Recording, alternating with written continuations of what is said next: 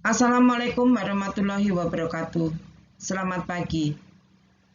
Anak-anak, saat ini kita dihadapkan pada masa pandemi COVID-19.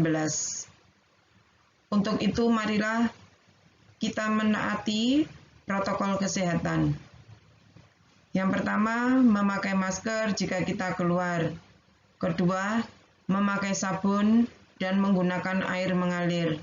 Ketiga, menjaga jarak. Tentunya kita harus menghindari kerumunan. Anak-anak, sebelum kita belajar hari ini, alangkah baiknya kita berdoa supaya apa yang kita pelajari bermanfaat.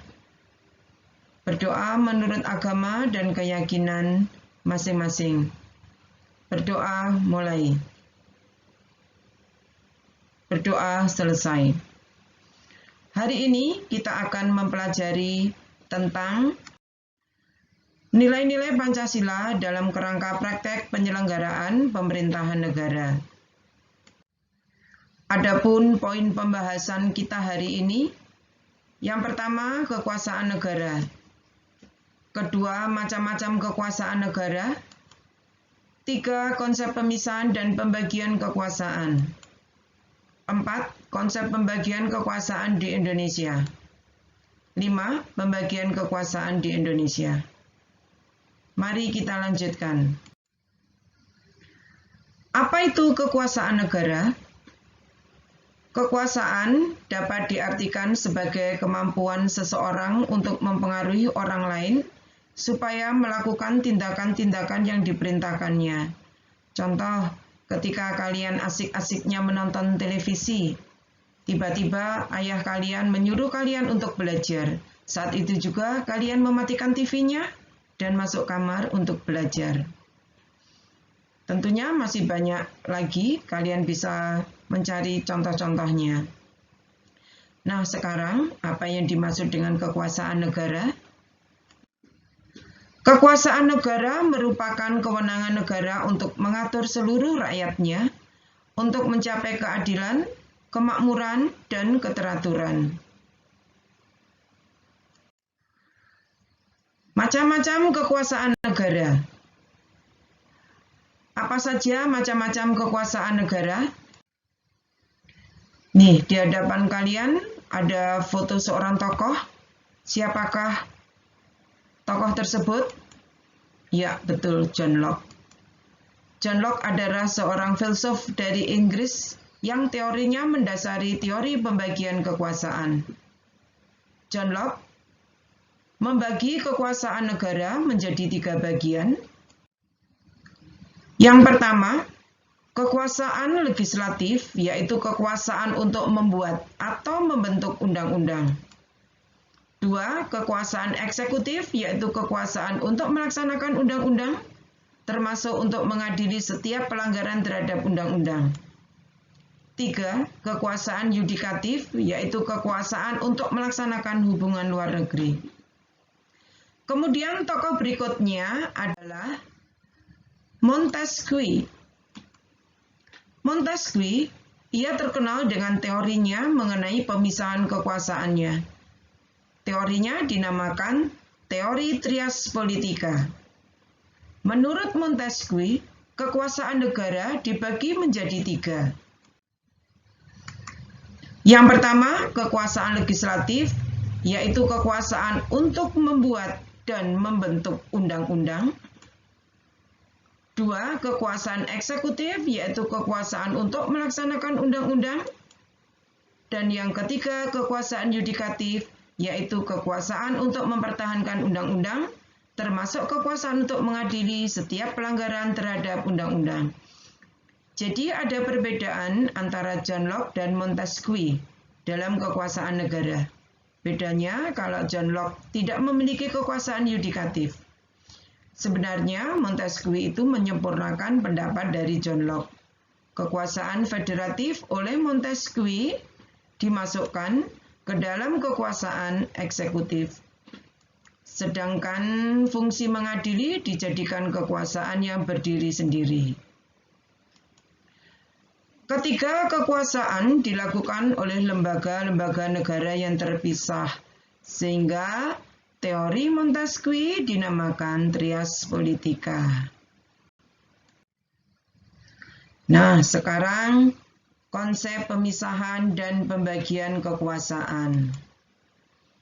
Yang pertama, pemisahan kekuasaan atau separation of power.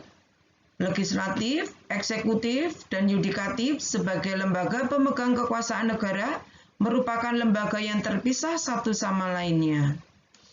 Sedangkan pembagian kekuasaan atau division of power adalah kekuasaan negara itu memang dibagi dalam beberapa bagian, tetapi di antara bagian tersebut ada koordinasi atau kerjasama. Nah, kalau di Indonesia itu menganut pembagian kekuasaan, bukan pemisahan kekuasaan. Jadi di Indonesia di antara lembaga-lembaga negara seperti eksekutif, legislatif, dan yudikatif saling berkoordinasi atau saling bekerja sama. Ibu contohkan antara lembaga legislatif dan lembaga eksekutif dalam melaksanakan tugas dan wewenangnya, kedua lembaga tersebut saling bekerja sama. Contohnya, dalam hal mengangkat duta, Presiden memperhatikan pertimbangan DPR. Nah, di sini jelas sekali adanya kerjasama antara DPR sebagai lembaga legislatif dan Presiden sebagai lembaga eksekutif, seperti yang tercantum di dalam pasal 13 ayat 2 Undang-Undang Dasar 1945. Kemudian kita lanjut ke konsep pembagian kekuasaan di Indonesia. Negara Indonesia menganut paham pembagian kekuasaan karena di antara lembaga legislatif, eksekutif, dan yudikatif adanya koordinasi dan kerjasama. Seperti yang Ibu contohkan tadi, antara lembaga eksekutif dan lembaga legislatif saling bekerja sama. Tidak hanya lembaga legislatif dan eksekutif, tetapi lembaga eksekutif dan yudikatif pun juga bekerja sama. Dalam hal ini, Presiden memberi gerasi dan rehabilitasi dengan memperhatikan pertimbangan Mahkamah Agung, seperti yang tercantum dalam pasal 14 ayat 1 Undang-Undang Dasar 1945. Nah, tentunya anak-anak tidak hanya antara legislatif dan eksekutif, antara eksekutif dan yudikatif masih banyak lembaga-lembaga negara, yaitu legislatif, eksekutif, yudikatif, kemudian konstitutif, dan lain sebagainya, saling berkoordinasi maupun bekerja sama. Seperti yang tercantum di dalam Undang-Undang Dasar negara kita, yaitu Undang-Undang Dasar Negara Republik Indonesia tahun 1945. Mekanisme pembagian kekuasaan di Indonesia diatur sepenuhnya dalam Undang-Undang Dasar Negara Republik Indonesia 1945. Nih, pembagian kekuasaan di Indonesia. Pembagian kekuasaan di Indonesia itu ada dua, yaitu pembagian kekuasaan secara horizontal, kemudian pembagian kekuasaan secara vertikal. Nah, pembagian kekuasaan secara horizontal, apa saja lembaga-lembaganya? Yang pertama adalah kekuasaan konstitutif, yaitu kekuasaan untuk mengubah dan menetapkan undang-undang dasar. Kekuasaan ini dipegang oleh MPR. Yang kedua, yaitu kekuasaan eksekutif, yaitu kekuasaan untuk menjalankan undang-undang dan penyelenggaraan pemerintahan negara. Kekuasaan ini dipegang oleh Presiden. Yang ketiga, kekuasaan legislatif adalah kekuasaan untuk membentuk undang-undang. Kekuasaan ini dipegang oleh DPR. Yang keempat, kekuasaan yudikatif atau kekuasaan kehakiman, yaitu kekuasaan untuk menyelenggarakan peradilan guna menegakkan hukum dan keadilan. Kekuasaan ini dipegang oleh Mahkamah Agung. Yang kelima, kekuasaan eksaminatif atau inspektif adalah kekuasaan yang berhubungan dengan penyelenggaraan pemeriksaan atas pengelolaan dan tanggung jawab tentang keuangan negara. Kekuasaan ini dipegang oleh BPK. Yang keenam adalah kekuasaan moneter, adalah kekuasaan untuk menetapkan dan melaksanakan kebijakan moneter, mengatur dan menjaga kelancaran sistem pembayaran, serta memelihara kestabilan nilai rupiah. Kekuasaan ini dijalankan oleh Bank Indonesia selaku Bank Sentral di Indonesia sebagaimana yang ditegaskan dalam pasal 23D Undang-Undang Dasar 1945. Kemudian yang kedua adalah pembagian kekuasaan secara vertikal. Pembagian kekuasaan secara vertikal merupakan pembagian kekuasaan berdasarkan tingkatannya, yaitu pembagian kekuasaan antara beberapa tingkatan pemerintahan.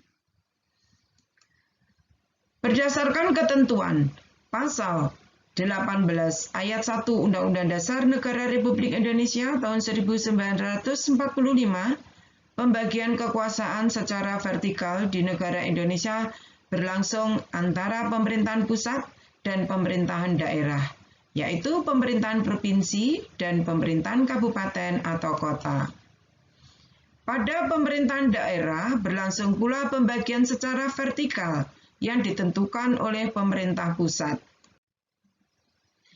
Pembagian kekuasaan secara vertikal muncul sebagai konsekuensi dari diterapkannya asas desentralisasi di Negara Kesatuan Republik Indonesia. Urusan pemerintahan yang menjadi kewenangan pemerintah pusat, yang pertama politik luar negeri, 2 keamanan, 3 justisi, 4 agama, 5 moneter, 6 fiskal. Kesimpulan. Penerapan pembagian kekuasaan di Indonesia terdiri atas 2 bagian, yaitu pembagian kekuasaan secara horizontal dan pembagian kekuasaan secara vertikal. Untuk penerapan kekuasaan dalam negara dapat berbeda-beda antara negara yang satu dengan negara yang lain. Demikian anak-anak pembelajaran kita di pagi hari ini. Harapan Ibu, kalian tetap semangat belajar dan jangan lupa lakukan hal-hal yang positif di dalam rumah. Semoga kalian sukses. Assalamualaikum warahmatullahi wabarakatuh.